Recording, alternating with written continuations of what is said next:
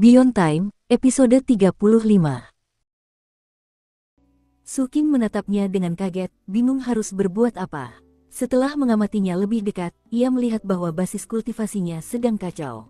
Energinya membeku, menghalangi meridiannya. Dan jika tidak segera diperbaiki, ia bisa menderita cedera serius. Dengan wajah pucat, ia berkata, "Kakak Su, ini salahku. Aku terlalu terburu-buru. Aku tahu aku lemah. Aku hanya ingin mencapai lingkaran besar secepat mungkin. Tadi malam aku mengalami kecelakaan dan akhirnya terluka. Bibiku sedang bertugas di medan perang, jadi dia tidak bisa membantu. Kenapa kamu tidak istirahat saja beberapa hari?" kata Su Qing. "Kamu bisa menyelesaikan lebih banyak misi setelah kondisimu membaik." "Tidak," serunya. "Kau benar-benar menyuruhku istirahat, dasar bodoh. Kalau aku melakukannya, aku akan melukai diriku sendiri dengan sia-sia. Bergabung dengan koalisi 7 sekte adalah impianku," kata Ding Xue, matanya penuh tekad. "Aku punya semua yang kubutuhkan, kecuali resume yang lengkap. Aku tidak bisa menyerah hanya karena aku membuat kesalahan kecil. Aku menerima 16 misi hari ini, Kakak Su. Aku hanya punya bakat rata-rata, jadi satu-satunya cara untuk maju adalah bekerja keras. Aku mungkin akan terluka, tapi aku tidak akan menyerah. Kalau tidak, apa gunanya semua kerja kerasku sejauh ini? Aku tidak bisa mengecewakan bibiku. Kakak Su, bisakah kau membantuku menyelesaikan misiku? Kumohon." Menjelang akhir, suara Ding Xue bergetar, hingga akhirnya ia membungkuk memberi hormat. Namun, ia tampak begitu lemah hingga hampir tak mampu berdiri, sehingga Su Qing melangkah maju dengan tangan terulur untuk menopangnya. Ia pun ambruk ke pelukannya, bulu matanya berkibar, sedikit terengah-engah saat rona merah menjalar dari leher hingga ke wajahnya. Su Qing tidak mengatakan apa-apa. Ia tahu ada yang aneh, tetapi juga tidak bisa memikirkan cara untuk menolak permintaannya. Lagi pula, Ding Xue benar-benar terluka, dan itu terlihat serius. Maka, ia menghabiskan hari itu membantunya menyelesaikan ke-16 misinya. Adapun Ding Xue, meskipun lemah, ia merasa sangat gembira dengan perkembangannya. Inilah hasil yang ia harapkan. Alasan utama ia memohon kepada bibinya untuk menunjuk Su Qing sebagai pelindung daunnya adalah karena ia ingin memiliki waktu berduaan dengannya untuk menjalin ikatan yang lebih erat.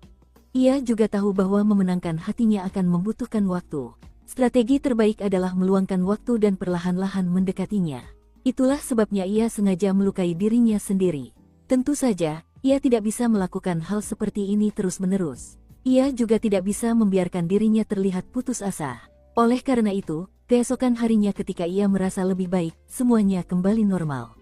Selama hari-hari berikutnya, Ding Xue dengan cermat mencatat sisa waktu untuk misi tersebut. Dengan penuh semangat, ia menyeret Su Qing dari satu pulau ke pulau lain untuk mengerjakan berbagai tugas. Sekitar seminggu kemudian, Ding Xue memutuskan sudah waktunya untuk melanjutkan ke tahap kedua rencananya. Ia yakin selama tahap ini, ia akan bisa mengenal Su Qing lebih baik. Lagi pula, ia telah mempersiapkan semua ini selama berbulan-bulan. Sayangnya, ada sesuatu yang meredam kegembiraannya.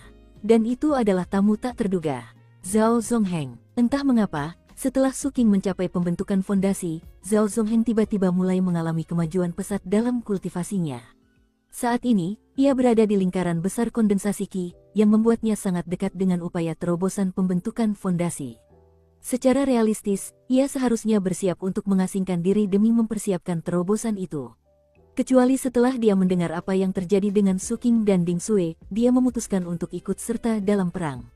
Setelah tiba di Kepulauan Merfolk, ia mengabaikan segala rasa hormat dan gengsi, lalu pergi mencari Ding Xue. Dan begitu menemukannya, ia tak mau meninggalkannya. Ketika ia merasa kesal dengan kehadirannya, ia segera mengeluarkan slip giok misi. Dengan metode yang tak diketahui, ia mendapatkan misi yang sama dengannya. Maka, ia tak punya pilihan selain menerima kehadirannya. Su Qing tidak peduli, lagi pula, itu tidak ada hubungannya dengan dirinya. Terlebih lagi, setelah menghitung waktu yang telah berlalu, ia menyadari bahwa mereka sudah sangat dekat dengan akhir misi sebulan itu. Sementara Su Qing berdiri di samping, Ding Xue melotot kesal ke arah Zhao Zongheng. "Kalau kamu mau ikut dengan kami, Zhao Zongheng, kamu harus setuju dengan dua hal," katanya. "Pertama, kamu tidak boleh bicara dari awal sampai akhir misi. Kedua, kamu harus menjaga jarak setidaknya 9 meter dariku. Kalau kamu tidak setuju, kamu boleh pergi. Kalau kamu setuju, kamu boleh tinggal." Zhao Zongheng menarik napas dalam-dalam. Sebelum datang, ia sudah menduga reaksinya akan seperti ini. Menatap wajah cantik dan lekuk tubuhnya, lalu menatap Suking yang tampak tidak memperhatikan apa yang mereka bicarakan, matanya berkilat penuh tekad yang belum pernah terjadi sebelumnya. Aku tak peduli seberapa tinggi basis kultivasinya. Dia tak bisa menandingi ketulusanku yang tak tergoyahkan. Mengejar seorang wanita bukanlah perkelahian, jadi kultivasi yang tinggi bukan berarti buruk. Basis kultivasi kakekku bahkan lebih tinggi lagi, dan nenekku mengusirnya. Dan Tuan Ketujuh tinggal sendirian di puncak ketujuh. Itu membuktikan bahwa memiliki basis kultivasi yang tinggi itu sia-sia. Ketulusanku adalah kunci kebahagiaan sejati. Tak terbendung, itu adalah cerminan surga, dan merupakan pelajaran bagi para dewa dan manusia. Mata wajah yang hancur di atas sana tak akan pernah bisa menghancurkannya. Jika mengejar wanita hanya soal kultivasi, sang patriark pasti punya banyak selir. Semua wanita di sekte itu akan menjadi miliknya. Semakin Zhao Zongheng memikirkannya, semakin masuk akal. Tekad memenuhi matanya saat ia menatap gadis yang telah dicintainya seumur hidupnya. Baiklah, katanya, Ding Sue sama sekali tidak senang dengan ikutnya Zhao Zongheng.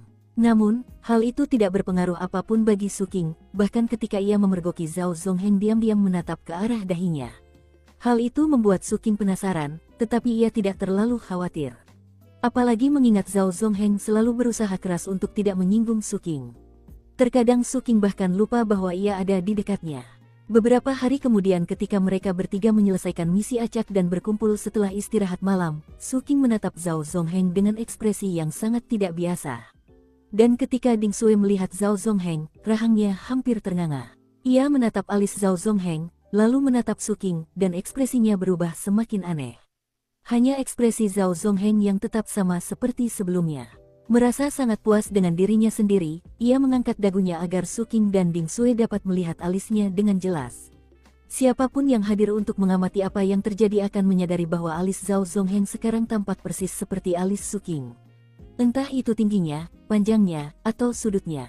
Semuanya sama. Melihat itu, Suking kini menyadari mengapa Zhao Zongheng melirik dahinya beberapa hari terakhir ini. Ia terus memandangi alisnya. Orang ini benar-benar keterlaluan, pikir Suking.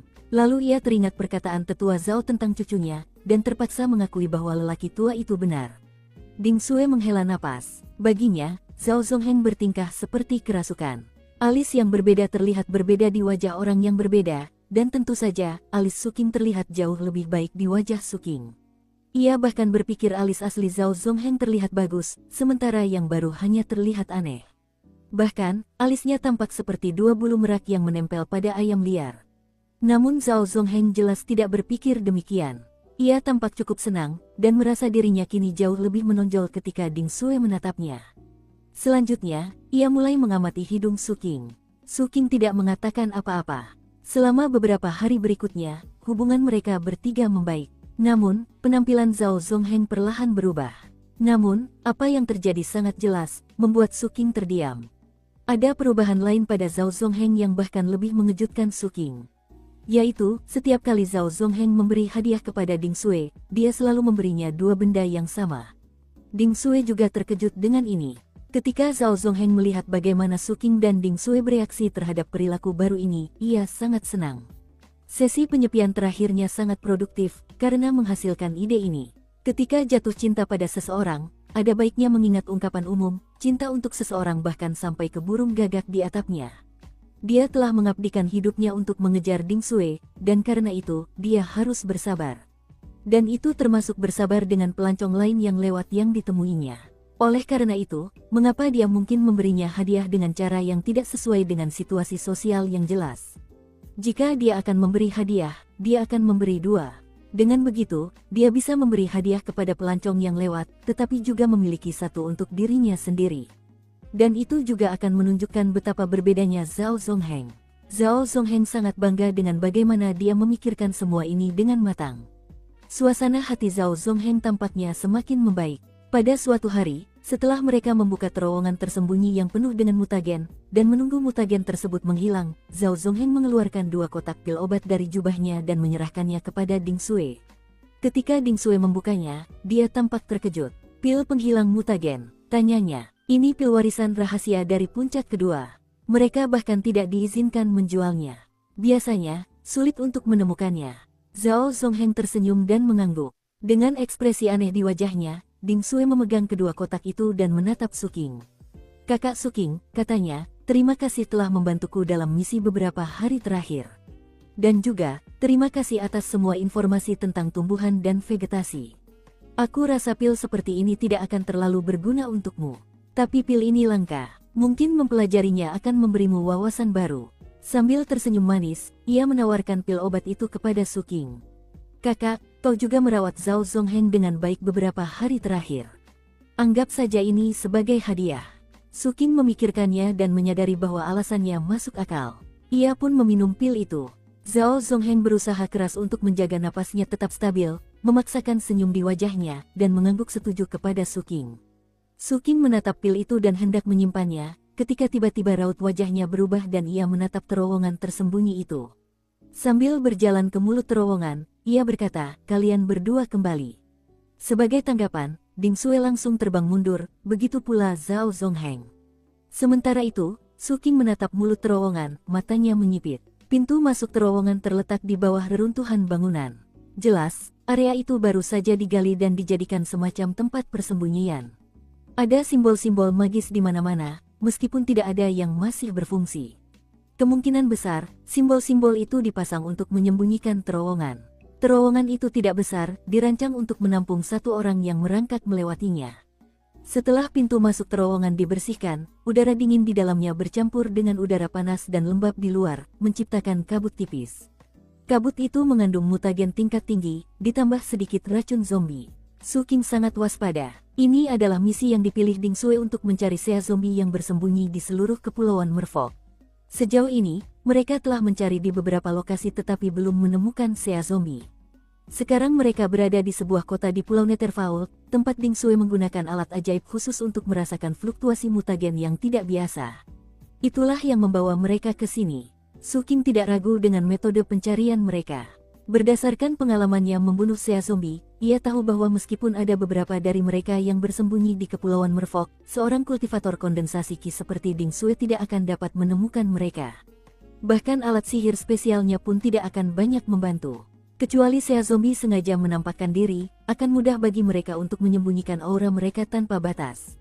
Dari apa yang Suking ketahui, sekte tersebut telah menyiapkan misi seperti ini bagi para kultivator kondensasi Qi agar mereka dapat memahami cara kerja perang. Kenyataannya, hampir tidak ada bahaya yang terlibat. Beberapa saat yang lalu, setelah Ding Sui membuka terowongan, mutagen kuat yang keluar darinya telah mengingatkan Suking pada fakta bahwa sesuatu yang aneh sedang terjadi. "Jangan katakan padaku Ding Sui benar-benar menemukan sea zombie."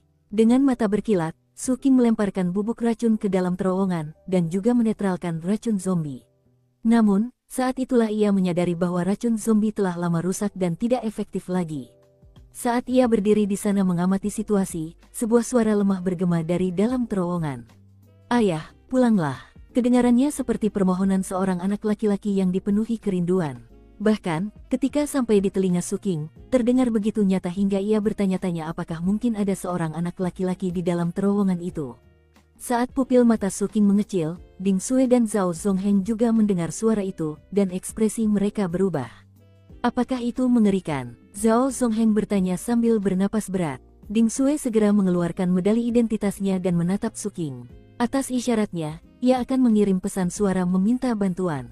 Namun Suking tidak mengatakan apa-apa. Ia malah mendengarkan. Tak lama kemudian, suara itu kembali terdengar di terowongan, mengatakan hal yang persis sama. "Ayah, pulanglah." Suara itu terdengar penuh kerinduan dan emosi yang mendalam. Saat bergema keluar dari terowongan, seolah memanggil siapapun di dekatnya yang bisa mendengarnya. Suaranya begitu jelas dan nyata sehingga kita bisa membayangkan anak laki-laki itu mengucapkan kata-kata itu. Setelah pertimbangan lebih lanjut, Suking memastikan tidak ada fluktuasi berbahaya di dalam terowongan. Ia juga tidak merasakan dinginnya Grus. Namun, untuk berjaga-jaga, ia menyalakan api kehidupannya dan memasuki kondisi cahaya yang mendalam. Meskipun batas waktu 1 bulan untuk misi hampir habis, ini adalah pertama kalinya ia memasuki kondisi cahaya yang mendalam di hadapan Ding Sui. Sejauh ini, tidak ada bahaya yang mereka hadapi yang mengharuskannya. Saat energinya meletus, Ding Sui dan Zhao Zongheng tersentak dan secara naluriah mundur, melindungi mata mereka dari cahaya yang menyakitkan itu. Ding Sui sedikit lebih beruntung. Meskipun harus memejamkan mata, ia merasa lebih bersemangat daripada takjub. Sementara Zhao Zongheng, raut wajahnya berubah, ia telah siap secara mental untuk momen ini, tetapi sekarang setelah momen itu tiba, ia merasa seperti akan pingsan karena kecewa. Siapa bilang berdiri di bawah cahaya membuatmu jadi pahlawan? Aku punya ketulusan sejati di pihakku. Aku berbeda dari yang lain. Su Qing tidak tahu apa yang dipikirkan Ding Sui dan Zhao Zongheng, dan ia pun tidak peduli. Kini setelah kondisi pancaran mendalamnya aktif, ia tak ragu untuk langsung masuk ke dalam terowongan. Ia bergerak dengan kecepatan tinggi, melesat ke bawah terowongan, menyebabkan suara letupan ledakan menggema. Di saat yang sama, ia memastikan bahwa mutagen dan racun zombie di tempat itu benar-benar telah menghilang. Rasanya hampir mati. Sambil merenungkan hal itu, ia melesat keluar dari ujung terowongan seperti sambaran petir. Dia mendapati dirinya berada di sebuah ruangan sederhana yang jelas-jelas dibangun sebagai tempat persembunyian. Ada seekor sea zombie meringkuk di sudut, tampak seperti manusia tua. Ia sudah mati. Ia memiliki sejumlah luka mengerikan di sekujur tubuhnya, dan wilayah dantiannya adalah gumpalan daging yang tercabik-cabik. Jelas itu adalah pukulan fatal yang telah membunuhnya, karena seolah-olah menembus seluruh tubuhnya. Mayat ini jelas merupakan sumber mutagen dan racun zombie. Meskipun sea zombie sudah mati, ia masih memancarkan beberapa fluktuasi samar. Setelah memeriksanya, Su Qing menyimpulkan bahwa, setidaknya, ia memiliki satu nyala api kehidupan. Sea zombie itu jelas menderita luka parah dalam pertempuran, tetapi tetap berhasil turun ke tempat persembunyian ini. Sayangnya, ia tidak pernah punya kesempatan untuk melarikan diri, juga tidak punya cara untuk pulih dari luka-lukanya. Tampaknya diragukan ia sudah lama mati, itulah sebabnya masih ada mutagen di terowongan ketika mereka membukanya. Su Qing meninggalkan keadaan cahaya yang dalam. Ekspresi wajah sea zombie ini berbeda dari sea zombie lain yang pernah ditemui Su Qing. Meskipun kulitnya membusuk, itu tidak bisa menyembunyikan kebingungan yang dialaminya sebelum mati. Terlebih lagi, tangannya menggenggam erat sebuah botol perunggu kecil. Seolah-olah, sesaat sebelum ajal menjemput, botol itu adalah hal terpenting baginya. Botol itu adalah botol tua lusuh yang telah dibuka, dan suara yang didengar Su Qing keluar darinya. "Ayah, pulanglah." Suara itu berbicara lembut, namun penuh kerinduan dan emosi. Saat sea zombie tua ini sekarat, ia membuka botol ini dan mendengarkan kata-kata itu berulang-ulang. Rupanya, itu suara seorang kerabat. Su Qing memandangi botol itu, lalu mengamati sekelilingnya lebih lanjut untuk memastikan tidak ada yang berbahaya. Tak lama kemudian, ia mendengar langkah kaki di belakangnya. Zhao Zongheng dan Ding Sui telah melewati terowongan setelah menyimpulkan tidak ada bahaya di dalamnya. Ding Sui sangat cemas, dan bergegas melewati terowongan terlebih dahulu. Zhao Zongheng terpaksa mengikuti. Melihat Su Qing berdiri di sana, Ding Sui menghela napas lega. Lalu ia melihat sekeliling dan menemukan botol itu. "Itu botol perekam," katanya terkejut. Ada banyak hal yang tidak dikenali oleh kultivator biasa, tetapi ia tahu banyak tentangnya. Melihat Su Qing meliriknya, ia segera melanjutkan, "Botol perekam adalah barang kuno yang jarang terlihat. Bagi sebagian orang, botol itu benar-benar tak ternilai harganya, sementara yang lain menganggapnya tak berguna. Botol itu hanya punya satu fungsi, dapat menangkap suara. Setelah itu, kau bisa membuka botolnya dan mendengarkan suara apapun yang kau tangkap. Kualitas suaranya sempurna, persis seperti aslinya. Itulah keunggulan mereka. Namun, rekamannya tidak bertahan lama setelah Anda mulai mendengarkannya. Setelah beberapa saat, rekamannya akan memudar, dan Anda perlu merekam suara baru." Melihat botol yang tergenggam erat di tangan sea zombie, sesuatu tiba-tiba terasa terngiang di benaknya. Sea zombie bisa berasal dari spesies yang berbeda. Metode khusus yang digunakan untuk membangkitkan dan menjadikan mereka zombie menghilangkan sebagian besar ingatan mereka, hanya menyisakan serpihan kehidupan lama mereka. Namun, serpihan ingatan itu tidak bermanfaat bagi mereka. Setelah dibangkitkan dan menjadi zombie, mereka menjadi brutal dan kejam. Hubungan mereka dengan kehidupan sebelumnya terputus, dan dalam kebanyakan kasus, mereka tidak memiliki benda fisik yang menghubungkan mereka dengan masa lalu. Tapi kalau botol ini miliknya, mungkin sea zombie ini berbeda. Kalau botol itu mengikatnya ke masa lalu, pasti dia enggan berpisah dengannya. Mungkin itu obsesinya. Soal suara di dalam botol itu, mungkin itu putranya. Meskipun, kurasa tak masalah seperti apa kehidupannya sebelumnya. Pada akhirnya, dia berakhir sebagai sea zombie. Ding Sui tidak berbicara dengan penuh keyakinan, karena ia tidak yakin apakah dugaannya benar. Setelah selesai berbicara, ia menatap Su Qing. Dukung terus channel YouTube Sabta Novel. Sekarang sudah tidak penting, katanya sambil menggelengkan kepala. Ia melambaikan tangan, dan botol itu pun melayang ke arahnya. Suara dari botol itu kini terdengar sangat lemah, dan sesaat kemudian, botol itu berbicara sekali lagi, lalu terdiam. Ding Sui bertukar pandang dengan Zhao Zongheng. Orang lain yang menatapnya seperti itu tidak akan mengerti arti di balik tatapan itu. Namun Zhao Zongheng mengerti. Ia segera menghampiri Seazomi, menggeledahnya, dan menemukan sekantong barang. Lalu mereka bertiga keluar melalui terowongan. Mengenai botolnya, Su Qing menutupnya dan menyimpannya bersama barang-barang miliknya. Ding Sui memberitahu sekte tentang tempat persembunyian yang mereka temukan, yang berarti ia bisa menandai misinya sebagai selesai. Sedangkan untuk tas penyimpanan, isinya tidak banyak. Ada beberapa benda acak, tetapi tidak ada perangkat magis atau jimat giok. Ada beberapa ratus batu roh, 3 atau 4 catatan roh, dan tidak ada yang lain. Mungkin Seazombie ini miskin, atau mungkin ia menyimpan kekayaannya di tempat lain. Su Qing tidak membutuhkannya sama sekali, dan senang menyimpan botol itu. Ia tidak tahu apakah ia akan menemukan kegunaan untuk benda seperti itu, tetapi benda itu tampak luar biasa dan ia merasa benda itu bisa berguna.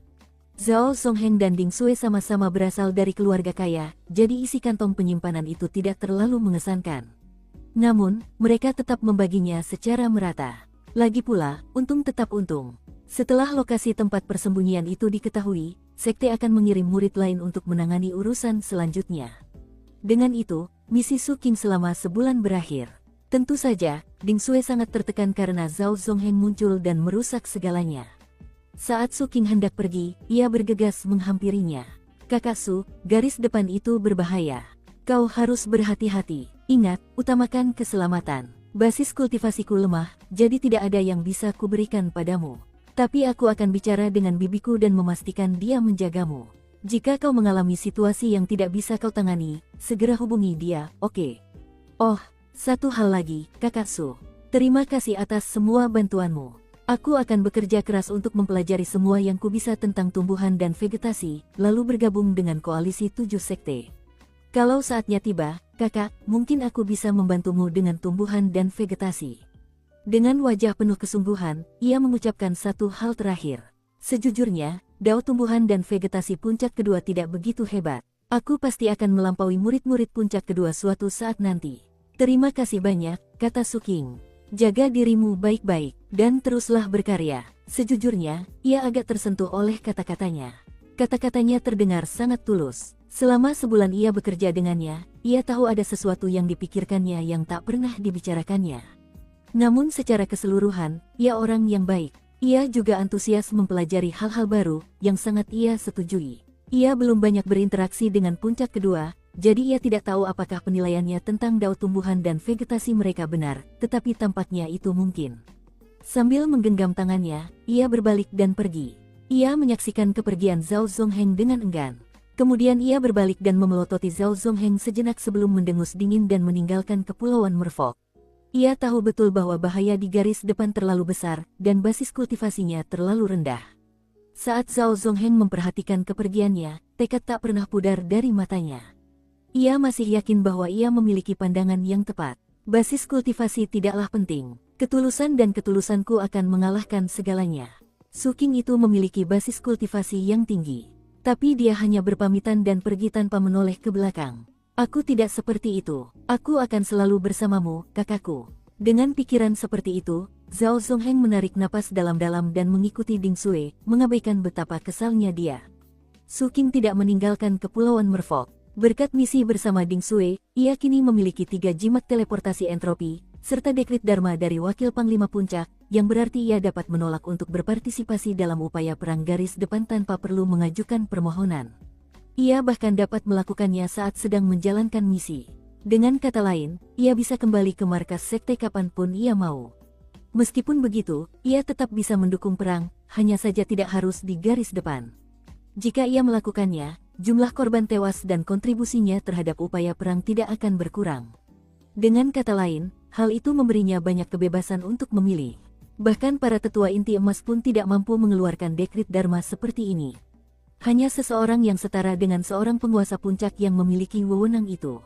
Su Qing sangat menyadari bahwa wakil penguasa puncak telah memberinya hadiah ini atas perintah Ding Sui. Ini bantuan besar. Aku pasti akan membalas budi Ding Sui nanti. Setelah membuat keputusan itu, Su King mengeluarkan medali identitasnya dan mulai menelusuri misi lagi. Dia tidak berencana untuk segera kembali ke sekte. Karena telah membuang waktu sebulan penuh sebagai pelindung Dao Dingsue, peringkatnya di peringkat perang telah turun di bawah 70. Meskipun begitu, dia tidak berpikir akan sulit untuk naik kembali. Dia ingin berada di 50 besar untuk mendapatkan hak memanggil proyeksi harta magis sekte. Kedepannya, ia kembali membenamkan diri dalam menjalankan misi demi misi.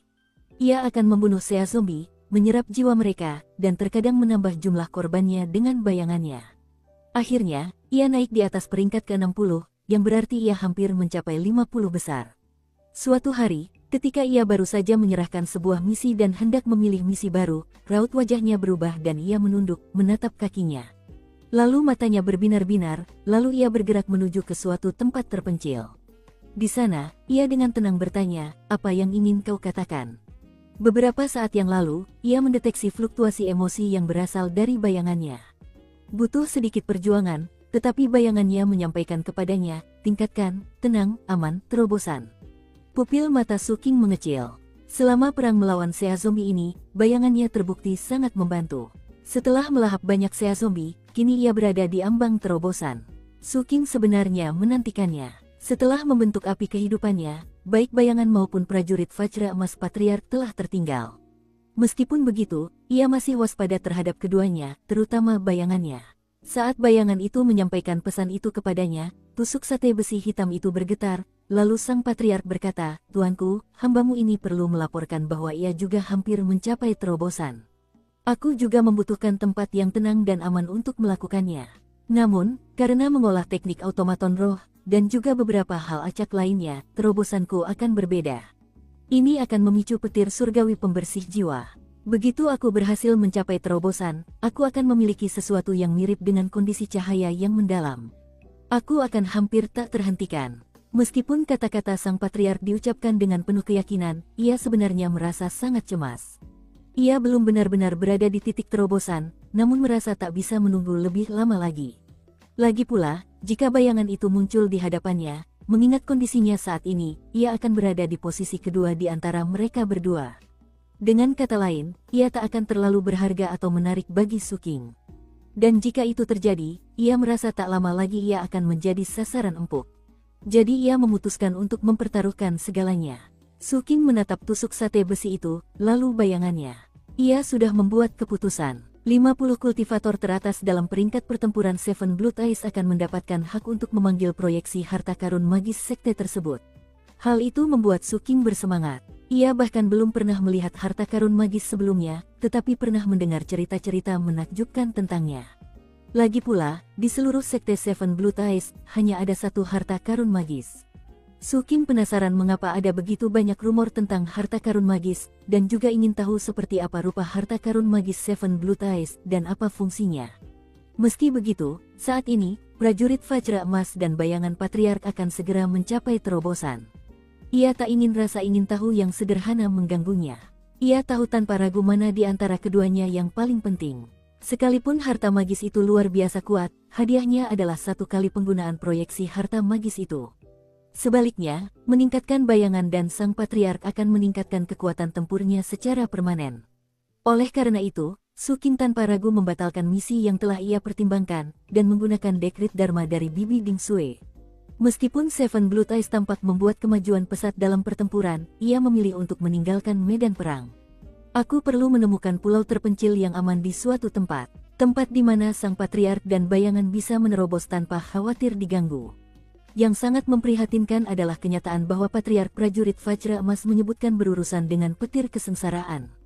Setelah berpikir sejenak, ia menggunakan portal teleportasi untuk menuju ke arah yang berlawanan dengan pertempuran. Lebih tepatnya, ia berteleportasi ke lokasi yang sangat jauh, tempat tinggal spesies non-manusia bernama Honsander. Para Honsander adalah sekutu Seven Blood Eyes. Mereka umumnya baik hati dan damai, dan telah menikmati perlindungan sekte tersebut selama lebih dari 100 tahun berkat bahan kerajinan yang mereka hasilkan bernama Seaglitter, serta keahlian mereka dalam membuat boneka. Bangsa Honsander adalah bangsa yang aneh, mereka tampak persis seperti manusia, hanya saja tinggi mereka kira-kira sama dengan telapak tangan manusia pada umumnya. Bagi mereka, manusia bagaikan raksasa. Tanah leluhur mereka adalah kerajaan kecil.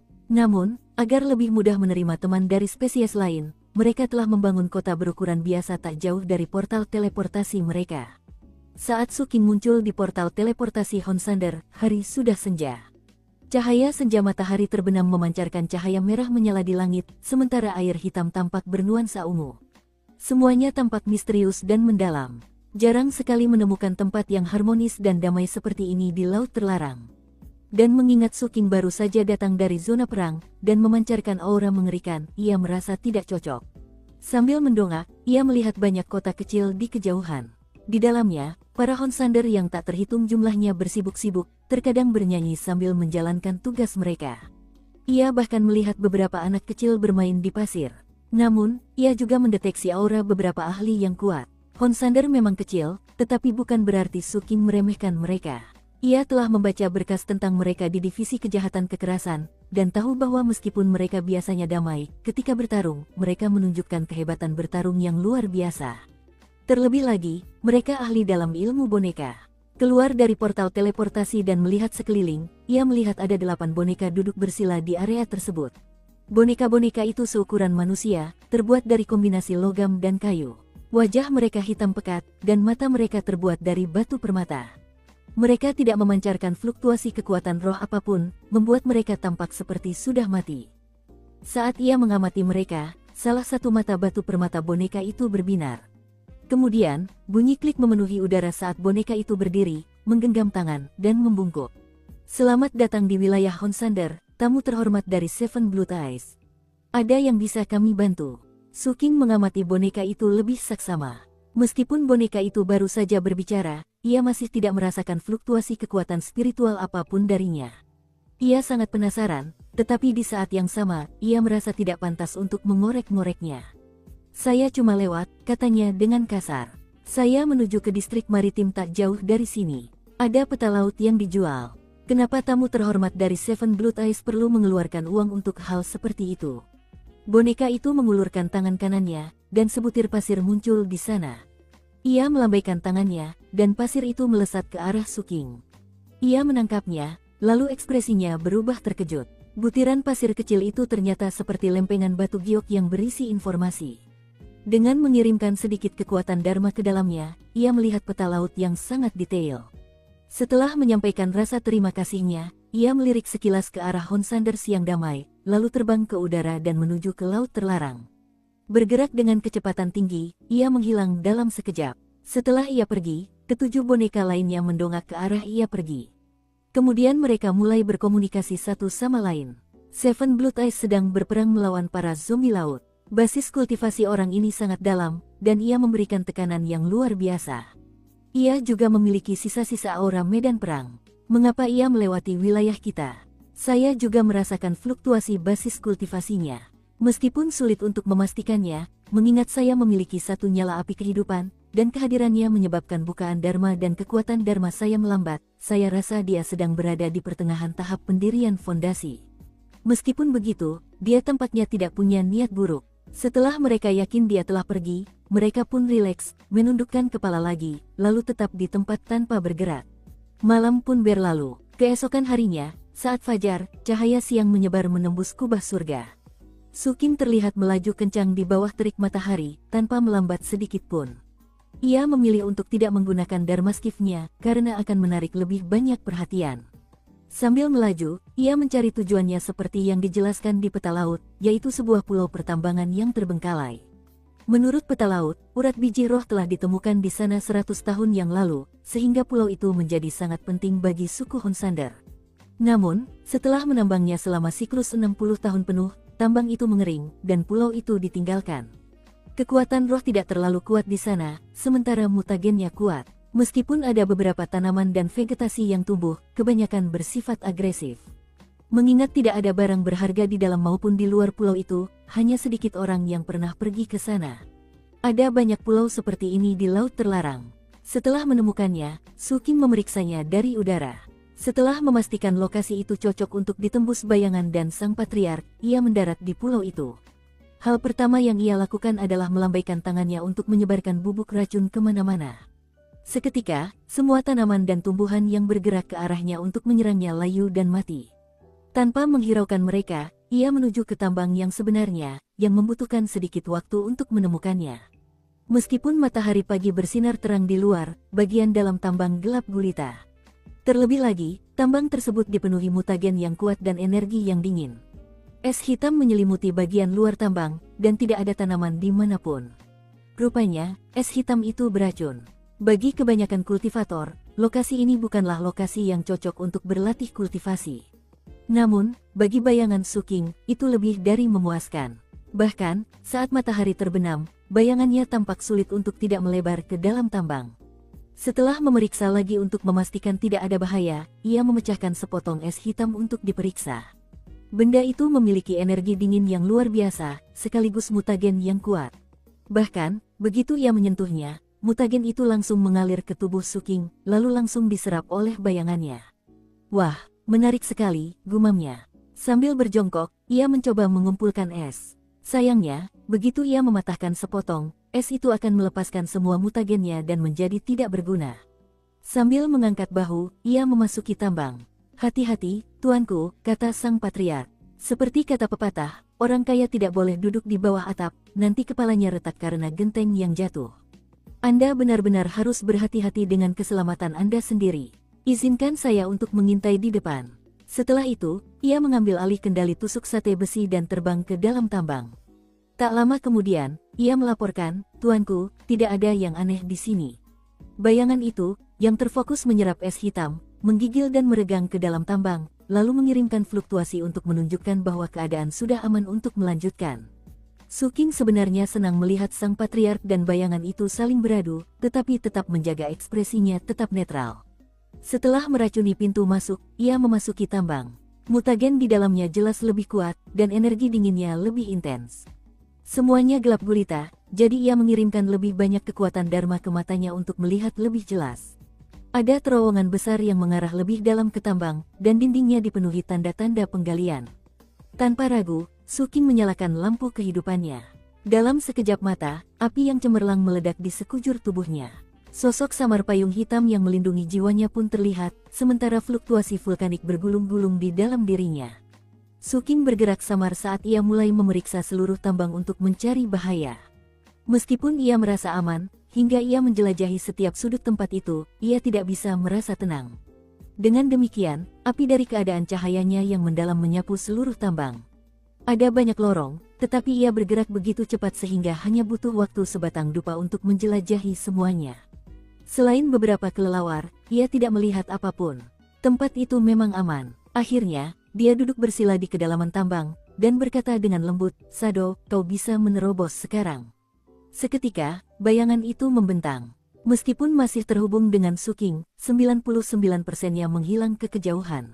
Di sana, di tempat yang tak seorang pun bisa melihat apa yang dilakukannya, meskipun Su Qing bisa merasakannya, ia mulai menghisap mutagen dengan liar. Mutagen itu menjadi seperti pusaran, menyapu dari seluruh penjuru tambang. Saat berputar, ia menjadi lingkaran raksasa yang berputar selebar 30 meter. Di dalam lingkaran itu, tubuh bayangan itu meleleh, menjadi zat hitam kental yang permukaannya terus-menerus membentuk dan meletuskan gelembung-gelembung. Setiap kali gelembung itu pecah, ia akan mengeluarkan suara menderu yang menderu-deru, seolah-olah memberi bukti adanya evolusi dramatis yang sedang terjadi. Mata Su Qing berbinar penuh harap, tetapi ia tetap waspada. Lagi pula, bayangannya selalu diam-diam jahat, dan mustahil untuk mengatakan apakah bayangan itu akan memberontak setelah menerobos. Faktanya, Su Qing justru terus mengalirkan kekuatan Dharma ke dalam kristal ungunya, untuk berjaga-jaga jika ia perlu menekan bayangan itu. Sementara itu, di sampingnya, Patriark prajurit Vajra Emas melihat bayangan itu mulai bekerja. Ia pun memperhatikan tatapan penuh harap Su yang jahat, serta cara Su bertindak seolah-olah seperti pelindung Dharma. Tiba-tiba, rasa krisis dan kecemasan yang menusuk memenuhi sang Patriark.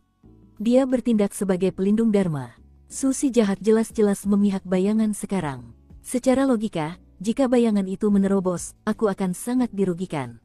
Bahkan jika aku berhasil menerobos nanti, aku akan tetap tertinggal. Dalam cerita yang kubaca, orang yang tertinggal tidak akan pernah bisa mengejar.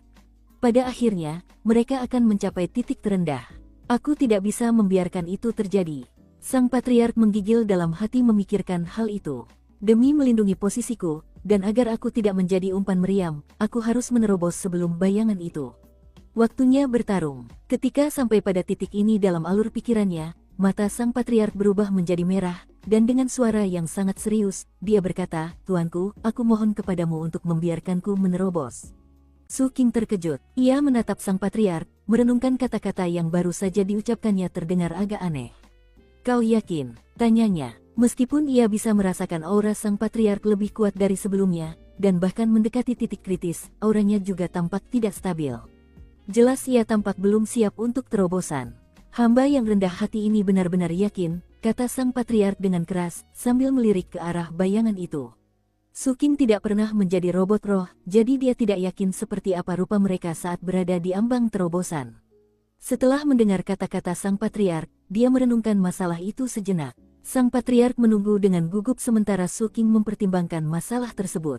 Sang patriark khawatir Su Qing lebih peduli pada bayangan itu daripada dirinya, sehingga akan menolak permintaannya.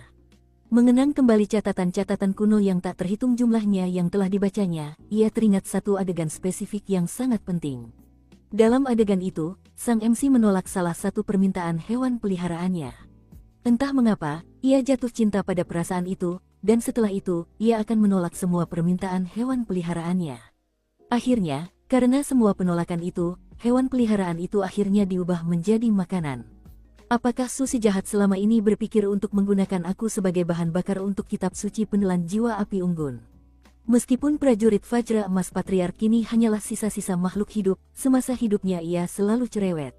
Namun, setelah menjadi robot roh, ia menghabiskan sebagian besar harinya hidup dalam ketakutan, dan karenanya menjadi lebih peka daripada sebelumnya. Ia yakin ia akan mati, dan Su jahat sedang bersiap untuk melahapnya. Khawatir Su Qing tidak akan menyetujui usulannya, ia berkata dengan lantang, "Tuanku, aku tidak tahan lagi.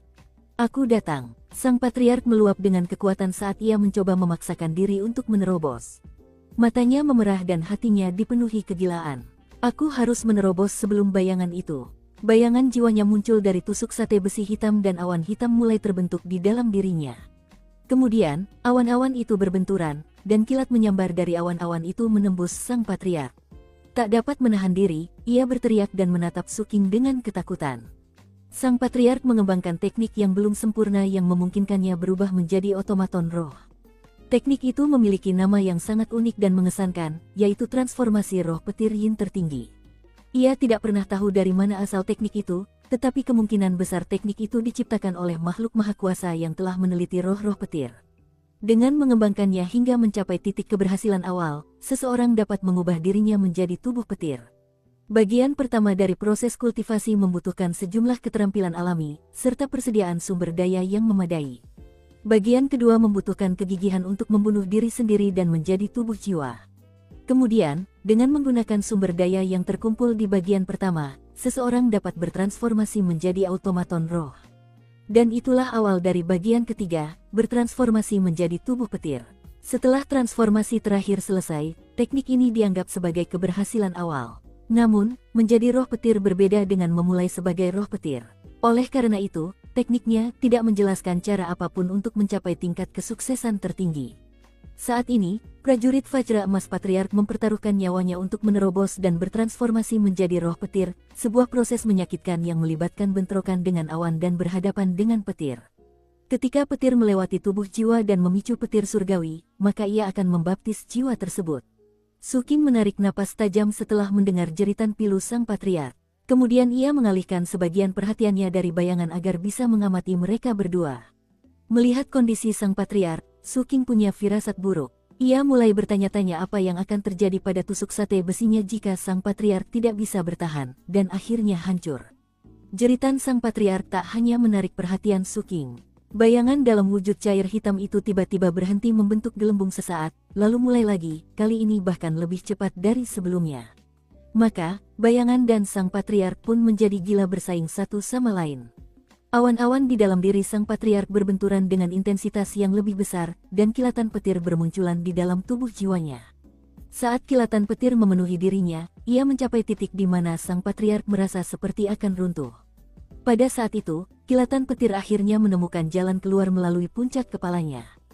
Setelah itu, cahaya yang sangat besar meletus dari celah itu, menyebar dan menyelimuti sang patriark. Pada saat yang sama, energi dan auranya mulai meroket. Ketika itu terjadi, sang patriark menghela napas lega. Prosesnya memang tidak mudah. Namun, ia kemudian memikirkan baptisan yang akan datang, dan hatinya kembali dipenuhi duka. Ia tahu betul bahwa proses terobosan itu berbahaya, dan jika ia gagal, ia akan lenyap. Dulu, saat ia masih hidup, ia pasti tidak akan melakukan hal seperti ini. Aspek kepribadiannya itulah yang menjadi salah satu alasan mengapa ia lambat membuka celah dharmanya. Ia telah menemukan banyak peluang untuk mempercepat segalanya, tetapi semuanya melibatkan risiko nyawa. Oleh karena itu, pada akhirnya, ia hanya mengertakkan gigi dan memperlambat langkahnya. Saat ini, ia tergoda untuk melakukan hal yang sama. Namun kemudian ia melihat bayangan di genangan hitam pekatnya, dan bagaimana sesuatu tampak muncul dari dalamnya. Itu bukan gelembung. Sebaliknya, ada sesuatu yang terbentuk di dalam gumpalan rawa itu. Itu adalah sesuatu yang berjuang untuk berdiri, dan saat itu terjadi, aura yang melampaui kondensasi ki bergolak keluar darinya. Seiring aura itu semakin kuat, ia semakin mendekati tingkat pendirian fondasi.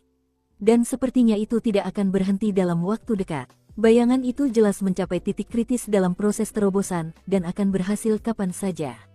Ekspresinya berubah ganas, sang patriark memelototi gumpalan tinta itu. Matanya semakin merah padam, dia berteriak, "Hadirkan petir." Saat kata-kata itu terucap, langit di luar dipenuhi awan gelap dan suara gemuruh. Kemudian, sebuah petir raksasa terbentuk dan menyambar secara zigzag ke arah pulau. Kilatan petir itu menghantam tanah di atas, menusuk ke dalam tambang hingga menghantam kepala prajurit Vajra emas patriark dengan ganas. Sebuah getaran merasukinya saat sejumlah besar petir menyambarnya. Kemudian, petir itu menyatu dengan petir yang telah ia hasilkan, dan mulai menyatu dengan cara yang mencengangkan. Sementara itu, sang patriark menjerit saat tubuhnya berubah transparan, seolah-olah akan runtuh menjadi ketiadaan. Bayangan itu tampak terkejut, tetapi terus berjuang untuk mencapai wujud berikutnya saat ia muncul dari cairan hitam. Bahkan, ia tampak mengerahkan seluruh kemampuannya. Su Qing tampak tersentuh. Ia menatap bayangan itu, lalu sang patriark, dan ekspresi aneh muncul di wajahnya. Namun, ia tidak mengatakan apa-apa. Waktu yang cukup berlalu agar dupa dapat terbakar. Sang patriark terus melolong saat kilat semakin banyak. Akhirnya, ia menjerit saat semua kilat tersedot melalui bagian atas kepalanya dan masuk ke tubuhnya. Saat itu terjadi, ia menggigil. Kini terlihat oleh mata telanjang bahwa seluruh tubuhnya sedang diubah oleh kilat, hingga ke tubuh jiwanya. Perlahan-lahan, sang patriark menatap tusuk sate besi hitam itu, dan menghirupnya dalam-dalam. Tusuk sate itu terbang dan ia menghisapnya, di dalam dirinya, tusuk sate itu diserang oleh kilat yang tak terhitung jumlahnya. Ia bagaikan tungku otomat, kilat langit dan bumi adalah palu, dan tubuh jiwanya adalah api, semuanya digunakan untuk menempa kembali tusuk sate besi itu. Setiap kali petir menyambar, sang patriark gemetar. Namun, setiap sambaran petir juga menyempurnakan tusuk sate besi tersebut, dan menambahkan simbol-simbol magis petir ke dalamnya. Tusuk sate itu pun bergetar hebat seperti sang patriark. Namun, sang patriark tidak menyerah. Petir menyambar tusuk sate itu 10 kali, 20 kali, 30 kali, 40 kali. Tusuk sate itu semakin gelap dan tajam, dan simbol-simbol petirnya semakin terang hingga Su Qing pun merasakannya menyengat matanya. Akhirnya, setelah menyambar tusuk sate itu dengan 49 sambaran petir, sang patriark mencapai batasnya, dan ia pun memuntahkan tusuk sate besi itu. Tusuk sate itu memiliki 49 simbol petir yang berkelap-kelip, auranya melampaui kondensasi ki dan tampak luar biasa kuat bahkan untuk aura pendirian fondasi. Begitu auranya meletus, sang patriark kembali terlihat di dalam. Namun kali ini, tubuhnya telah berubah secara signifikan. Meskipun wajahnya masih sama seperti sebelumnya, ia berkilauan dengan kilatan petir yang tak berujung, dan ia semi-transparan. Sepertinya ia telah berubah menjadi tubuh petir. Kilatan petir itu tidak melukainya, karena kini telah menjadi bagian dari dirinya. Dan ia berdenyut dengan aura yang begitu dahsyat sehingga Su Qing merasa seperti berada di depan seseorang dengan nyala api kehidupan. Su Qing juga merasakan fluktuasi mengerikan yang berasal dari simbol petir pada tusuk sate tersebut. Terlebih lagi, tusuk sate itu belum siap tempur, ia hanya bisa membayangkan betapa dahsyatnya tusuk sate itu ketika kekuatannya dilepaskan sepenuhnya. Tusuk sate itu mungkin bisa melawan seseorang dengan 2 nyala api kehidupan. Alasan semua ini sebagian karena sang patriark memulai di Foundation Establishment. Sisanya karena teknik yang ia kembangkan. Kombinasi itu, ditambah semua yang telah ia kumpulkan, menghasilkan terobosan yang luar biasa. Sang patriark merasa sangat kuat, dan juga sangat bersemangat, terutama mengingat betapa besar usaha yang telah ia curahkan. Namun, ia tidak lupa bahwa Suking masih memiliki sebagian dari roh esensi kehidupannya, sehingga ia menyiapkan beberapa kata yang ia yakini akan menyenangkan Suking. Akhirnya aku memenuhi harapanmu, tuanku. Hamba yang rendah hati ini. Tepat pada saat itu, bayangan di dalam cairan gelap itu tampak terstimulasi secara mendalam, dan sosok yang muncul di dalamnya meraung. Bayangan itu bertransformasi, tidak seperti sebelumnya. Sebaliknya, ia tampak seperti pohon besar yang tumbuh dari tanah di hadapan Suking dan patriark prajurit Vajra Emas. Cabang-cabang dan daun-daunnya menyebar dengan cepat, dan di atasnya tumbuh buah-buah yang melimpah.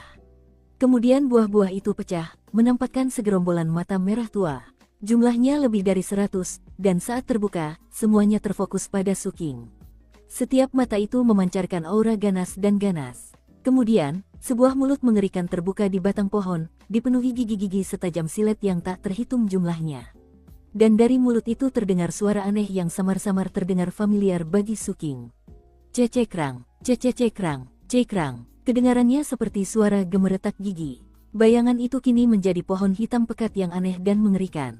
Ia memiliki lebih dari 100 mata, yang semuanya memancarkan cahaya merah tua yang menakjubkan, membuat seluruh tambang tampak seperti dunia darah. Keganasan yang terpancar tampak dipenuhi kegilaan. Seolah-olah bayangan itu telah menahan diri begitu lama, sehingga ketika akhirnya berhasil mencapai terobosan, semua yang telah ditekannya di dalam hatinya akhirnya meledak.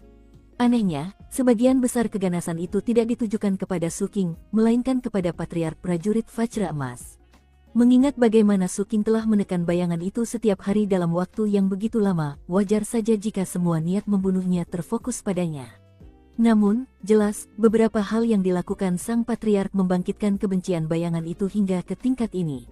Ekspresi sang patriark tampak serius saat kilat menyambar di sekelilingnya, dan ia menatap bayangan itu. Namun, di dalam hatinya ia meluap dengan sukacita. Ah, bayangan kecil, kau melakukannya dengan sempurna. Kau tak bisa menemukan cara yang lebih baik untuk menunjukkan sifat pemberontakmu. Ini hanya akan membuat posisiku semakin stabil. Dengan pikiran-pikiran itu, sang patriark berteriak, bayangan jahat. Aku tak percaya kau ingin melahap tuan dan majikan kita. Saat kata-kata itu terucap, ia terbang di antara Suking dan bayangan itu, tampak sangat setia dan protektif. Di saat yang sama, simbol petir pada tusuk sate berkilauan terang dan memancarkan aura mengerikan. Mata Suking berbinar-binar, alih-alih mengkhawatirkan keburukan bayangan itu yang tiba-tiba, pikirannya berpacu cepat saat ia mencoba mengingat mengapa suara berderak itu begitu familiar. Lalu, ia tersadar, raksasa dengan kereta naga. Tiba-tiba, ia terkejut ketika mendengar suara gemuruh teredam yang datang dari kejauhan, di luar tambang dan pulau itu. Suaranya samar, seperti sesuatu yang sangat berat diseret di tanah. Getarannya menyebabkan gelombang bergulung di permukaan air, dan seluruh pulau bergetar. Di bawah air di seberang pantai pulau, naga leher ular Suking muncul dan memandang ke kejauhan. Apa yang dilihat Suking melalui matanya mengirimkan kejutan yang menggetarkan jiwanya. Di laut yang jauh, ia melihat kabut tebal menutupi permukaan air. Dan selain suara yang baru saja ia deteksi, ia juga mendengar rantai berdenting. Yang mengejutkan, ada raksasa-raksasa di dasar laut, perlahan berjalan ke arahnya selangkah demi selangkah. Tubuhnya yang besar ditutupi dengan banyak tentakel yang tampak hampir seperti rambut. Setiap langkah yang diambil raksasa itu menyebabkan arus air yang kuat di dasar laut dan menimbulkan awan lumpur yang besar. Saat ia berjalan, serangkaian rantai hitam mengerikan muncul di belakangnya. Rantai-rantai itu menggantung di belakangnya, berakhir di sebuah kereta naga perunggu yang menakjubkan. Kereta itu memancarkan nuansa zaman kuno, dan tertutup karat serta korosi. Kondisinya tampak sangat buruk, dan miring sedemikian rupa sehingga tampak seperti akan jatuh miring. Kereta itu meninggalkan alur besar di dasar laut saat bergerak. Baik raksasa maupun kereta itu sangat besar, sampai-sampai Suking tampak kecil dibandingkan mereka. Baginya, keduanya tampak seperti gunung. Yang lebih menarik adalah ukiran pada kereta itu sendiri. Ukiran itu tampak seperti milik seorang kaisar, seolah-olah hanya orang yang dipenuhi semangat martabat yang tak tertandingi yang dapat menaiki kereta ini. Saat raksasa itu mendekat, laut bergejolak hebat. Ombaknya begitu besar hingga berubah menjadi tsunami. Aura mengerikan ini melampaui kekuatan Joyne berkali-kali lipat hingga mustahil untuk dihitung. Rasanya seperti perbedaan antara kunang-kunang dan obor. Bahkan, sesaat kemudian, naga leher ular Suking mulai hancur berkeping-keping. Mata Suking mulai perih, lalu darah menetes keluar. Dinding tambang pun runtuh, retakan menyebar dan air laut mengalir ke dalam tambang. Sesaat kemudian, dinding tambang runtuh total, sehingga Suking tidak perlu naga leher ular untuk melihat raksasa itu, ia bisa melihatnya dengan mata kepalanya sendiri. Aura yang menyerangnya membuat pikirannya bergetar. Tanpa ragu, Suking menyalakan api kehidupannya dan memasuki kondisi cahaya yang mendalam. Ia meletus seperti gunung berapi untuk melawan aura tersebut. Namun, karena berada sedekat ini dengan kereta naga, ia justru dapat melihat salah satu ukiran di atasnya. Lukisan itu menggambarkan seorang pemuda tampan mengenakan pakaian indah dan mahkota kaisar. Ia duduk di kereta naga, satu tangan bertumpu di dagu, tangan lainnya memegang selembar bambu untuk membaca. Gambaran yang indah dan sangat nyata. Postur dan ekspresi pemuda itu sangat jelas. Ia tampak sangat tertarik dengan apa yang dibacanya, dan sudut mulutnya bahkan terangkat membentuk senyum. Kereta naga itu ditarik ke angkasa oleh raksasa yang berlari, dikelilingi 5 naga emas. Raksasa itu jelas luar biasa perkasa, meskipun ukirannya sederhana, ia tampak luar biasa kuat. Raksasa dalam ukiran itu menatap balik pemuda itu saat mereka naik ke langit. Ekspresinya tampak penuh kesetiaan dan bahkan fanatisme. Seolah-olah, baginya, pemuda itu memikul takdirnya. Seolah-olah, baginya, menarik kereta perang itu adalah kehormatan terbesar yang pernah ia rasakan. Itu bukan satu-satunya ukiran yang dilihat Suking. Di ukiran berikutnya, ia melihat pemuda bermahkota kaisar mengendarai kereta perang menembus awan hingga ke Cakrawala, tempat ia menjelma menjadi matahari. Di sanalah ia menggantung, tinggi di kubah surga. Cahayanya menyinari seluruh daratan di bawahnya. Pada ukiran terakhir, hari sudah senja, dan matahari kembali menjelma menjadi seorang pemuda. Seperti sebelumnya, ia duduk di kereta perangnya, dan ditarik oleh raksasa itu menyeberangi lautan. Rangkaian gambar ini mengguncang Suking hingga gemetar. Sementara itu raksasa yang menarik kereta perang mengeluarkan suara lain. Cecekrang, cecekrang. Anehnya, suara itu sepertinya merupakan respons terhadap bayangan. Meskipun bayangan Suking kini telah terendam air, sehingga mustahil bagi siapapun untuk melihatnya, Suking tahu bahwa bayangan itu masih berbentuk pohon aneh itu, penuh dengan kedengkian dan kegilaan. Dan bayangan itu masih mengeluarkan suara yang sama. Cecekrang, cecekrang. Raksasa itu gemetar dan terus berjalan ke arah Suking. Semakin dekat, rasa takut muncul dalam diri Suking. Ia menatap tajam ke arah raksasa itu sejenak, lalu memilih untuk melarikan diri. Dengan memancarkan kekuatan kristal, ia menekan bayangan itu, mengeluarkan perahu dharmanya, dan mulai melesat melintasi permukaan laut.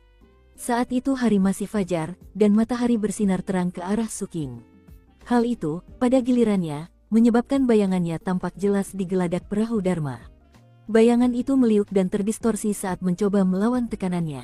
Saat itu, penampilannya berubah lagi.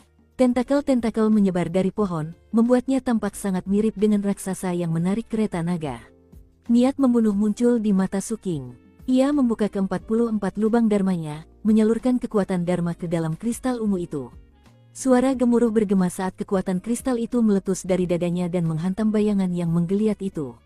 Kali ini, Suking berhasil menekan bayangan itu 50 kali berturut-turut. Bayangan itu melawan balik dengan ganas, matanya bersinar merah terang. Kemudian, ketika tampaknya akan mengeluarkan suara lagi dari mulutnya, Suking mendengus dingin dan menuangkan kekuatan api kehidupannya ke dalam kristal ungu itu. Kemudian ia melambaikan tangannya, dan sebuah payung hitam besar muncul. Dukung terus channel YouTube Sabta Novel. Seketika, cahaya berwarna cerah menyambar langit dan bumi.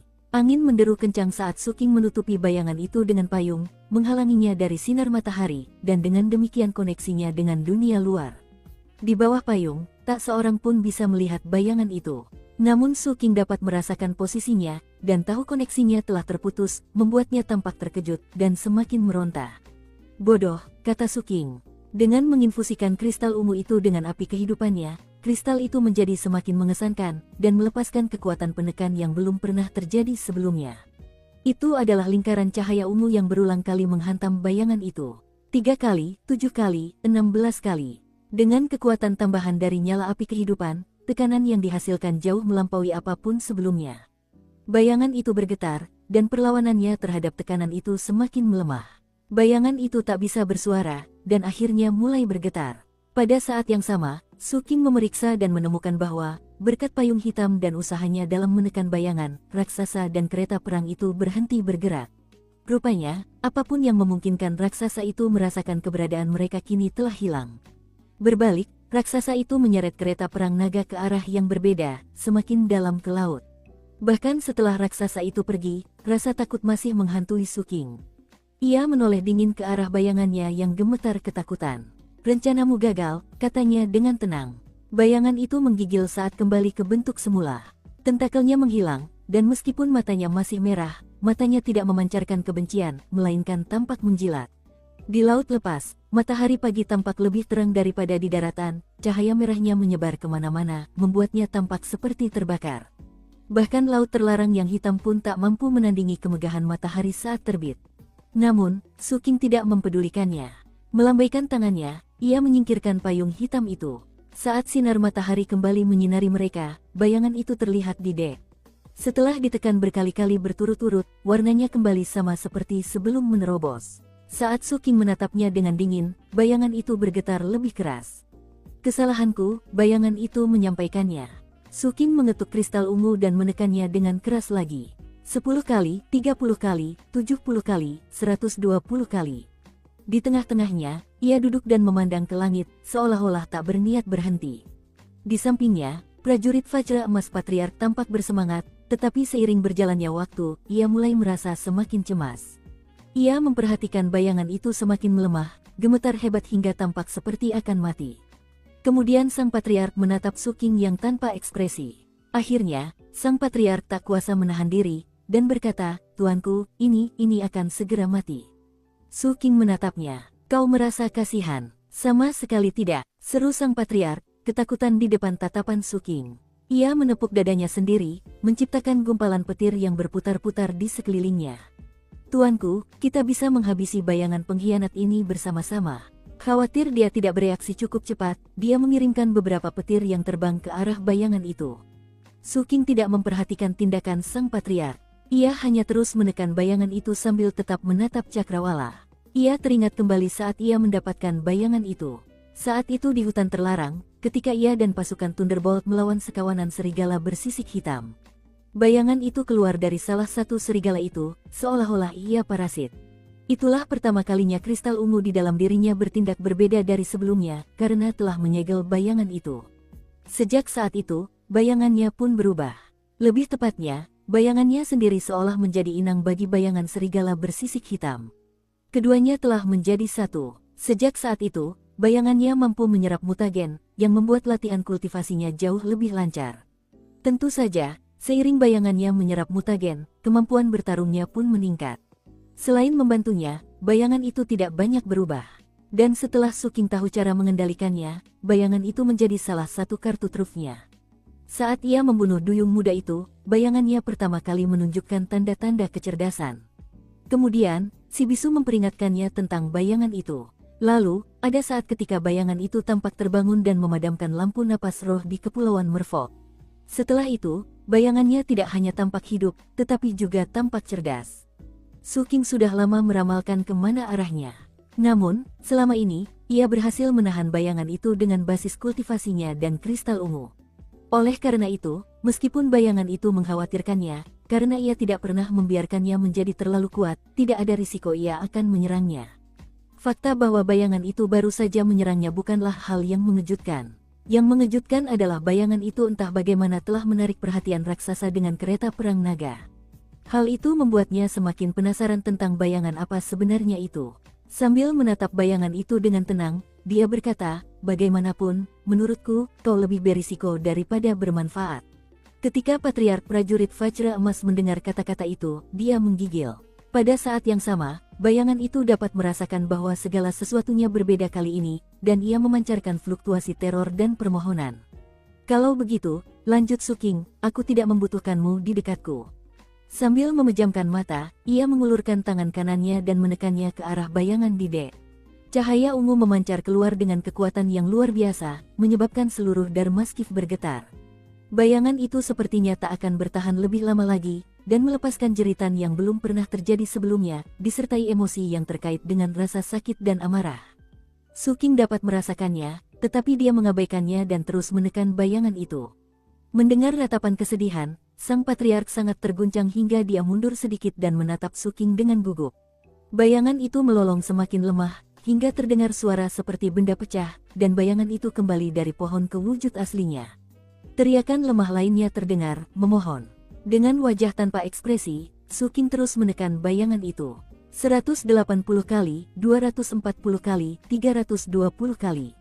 Cahaya ungu memancar saat ia menekan bayangan itu berulang kali. Bayangan itu semakin redup, semakin transparan, dan tangisannya semakin lemah. Tatapan Suking tetap tegas. Ia memang berniat melenyapkan bayangan itu. Mengenai bagaimana ia akan menangani mutagen setelahnya, ia tidak yakin, tetapi itu bukan masalah besar baginya. Baginya, kristal ungu adalah aset terpentingnya, dan bayangan itu hanyalah sekunder. Bayangan itu bisa menyerap mutagen, tetapi kristal ungu itu bisa menyegelnya. Jika demikian, berarti kristal itu bisa menyegel hal-hal lain yang serupa dengan bayangan itu. Skenario terburuknya, setelah bayangan itu mati, Suking bisa mulai berburu di wilayah terlarang dan mencoba menemukan sesuatu yang serupa dengan bayangan itu. Oleh karena itu, betapapun lemah dan samarnya bayangan itu, ia terus menekannya. 350 kali, 460 kali, 570 kali, 680 kali. Dia terus maju tanpa henti dan tanpa henti. Akhirnya, seiring bayangan itu semakin redup, ia menyusut menjadi bola, membuatnya sedikit kurang redup. Pada saat itu, ia berubah wujud menjadi orang kecil yang mulai bersujud berulang-ulang. Suking menatap sosok bayangan itu dan sekali lagi menekannya. Dengan satu telapak tangan, ia menghancurkannya. Jeritan terdengar. Suking tetap tenang saat duduk di bawah sinar matahari, tanpa bayangan apapun. Mengabaikan keanehan itu, ia berjalan ke tepi Dharmaskif dan memandangi air hitam. Mengingat sudut datangnya matahari, jika ia memiliki bayangan, seharusnya bayangan itu terpantul di laut yang penuh mutagen. Berdiri di sana, Suking melihat ke arah haluan perahu dan berkata, "Pergilah ke tempat terbuka." Segalanya tenang di dek kapal. Suking tiba-tiba tersenyum, tatapannya berubah dingin. Cahaya ungu berkilauan di dadanya, seolah hendak meledak. Pada saat itu, bayangan yang bergetar itu muncul di dek, di tempat ia menekannya. Bayangan itu dengan cepat berubah menjadi sosok manusia kecil, yang mulai bersujud berulang kali memohon. "Kau terlalu lama," kata Suking, lalu ia menahannya beberapa kali lagi. Terdengar ledakan lagi, dan si kecil menjerit, lalu meledak. Suking tetap tanpa ekspresi sama sekali saat dia duduk bermeditasi, matanya terpejam. Ternyata, membunuh bayangan itu jauh lebih sulit daripada yang terlihat. Sepertinya ia perlu meneliti kristal ungu itu lebih lanjut untuk menemukan metode yang lebih efisien. Beberapa waktu berlalu, dan akhirnya hari sudah siang. Dengan terik matahari di atas kepala, dan prajurit Vajra emas patriark yang gelisah, Suking akhirnya membuka matanya dan menatap titik yang sama di dek. Keluarlah ke tempat terbuka. Kali ini, bayangan itu muncul dengan kecepatan yang mencengangkan, jelas-jelas takut disiksa lebih lanjut. Bayangan itu masih samar, tetapi setelah pulih selama beberapa jam, kekuatannya telah pulih, dan kini tampak seperti pohon lagi. Dengan gemetar, bayangan itu memancarkan emosi memohon dan teror yang 10 kali lipat lebih dahsyat daripada sebelumnya. "Kau sudah cukup lama bersamaku untuk tahu seperti apa aku," kata Suking, menatapnya dengan dingin. Ia sungguh ingin membunuhnya, tetapi butuh waktu untuk mengetahui cara menggunakan kristal ungu itu. Karena itu, melihat betapa ketakutannya ia berkata, "Ku beri kau waktu 3 bulan untuk meyakinkanku agar tidak membunuhmu. Jika kau gagal." Dia terdiam dan tidak mengatakan apapun lagi. Bayangan itu gemetar dan bersujud berulang-ulang untuk menyatakan persetujuannya. Melihatnya, Suking berkata, "Dengar baik-baik. Tidak masalah kalau kamu baru saja mengalami terobosan. Tidak ada yang berubah. Gobel, kendalikan," kata bayangan itu. Akan tetapi, entah karena ia begitu lemah, atau karena sifat bawaannya, bahkan setelah terobosannya, ia tidak mampu berbicara seperti biasa dan mengalami kesulitan dalam mengekspresikan dirinya. Suking mengerutkan kening. Ia membutuhkan informasi yang lebih detail. Karena bayangan itu telah mencapai level yang lebih tinggi, ia ingin tahu apa yang bisa dilakukannya. Informasi itu akan sangat penting dalam pertarungan selanjutnya. "Tuanku, aku akan menangani ini," kata sang patriark. Kilat menyambar di sekelilingnya saat ia bergegas ke sisi bayangan itu, berjongkok, dan melirik 100 matanya. Dengan suara pelan agar Suking tak bisa mendengar, ia berkata, "Aku akan bertanya beberapa hal. berkedip untuk iya, mengangguk untuk tidak. Sekarang, katakan apa maksudmu tadi ketika kau bilang, melahap. Melahap apa? Melahap mutagen, melahap daging, melahap bayangan. Bayangan itu jelas tidak menyukai sang patriark, tetapi ia tak punya pilihan selain mengikuti jejaknya. Akhirnya, ketika mendengar sang patriark berkata, Gobel Sados, ia berkedip. Melahap dirimu sendiri, atau melahap bayangan orang lain. Melahap sesuap, atau semuanya. Mengendalikan tubuh, atau mengendalikan jiwa. Setelah berkomunikasi dengan cara ini, sang patriark akhirnya mencapai tingkat pemahaman tertentu, dan beralih ke Suking. Tuanku, saya mengerti sekarang. Bayangan kecil bermaksud mengatakan bahwa ia dapat melahap bayangan orang lain. Setelah melahap seluruh bayangan, ia akan menguasai tubuh orang tersebut. Namun, tuanku, Anda memiliki sesuatu yang sangat ditakutinya, sehingga ia tidak berhasil pada Anda. Seperti yang dijelaskan sang patriark, bayangan itu memancarkan emosi persetujuan, dan mengangguk berulang kali.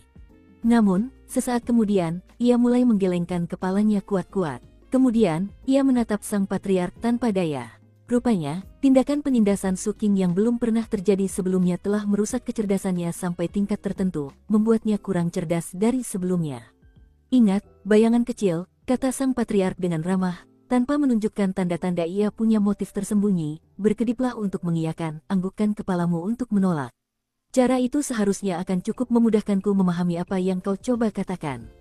Bayangan itu berkedip, meskipun sang patriark tersenyum, dalam hatinya, ia berpikir, bayangan menyebalkan ini masih berani menatapku dengan jahat.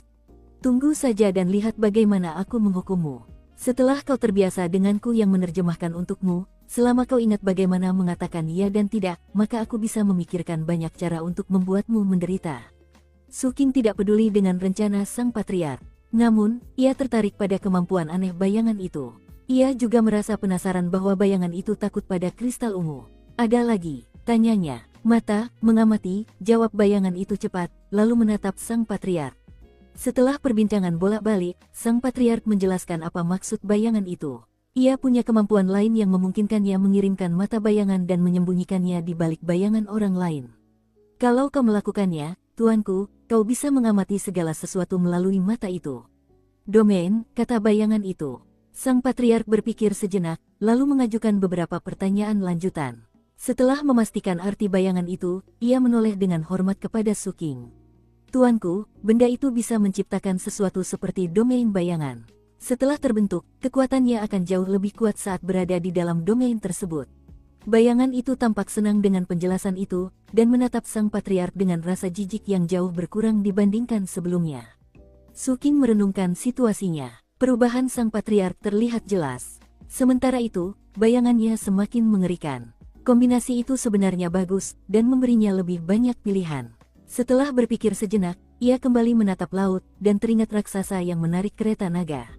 Matanya menyipit, dan ia teringat kembali apa yang dikatakan Penatua Zhao tentang kereta naga yang berisi semacam sihir rahasia.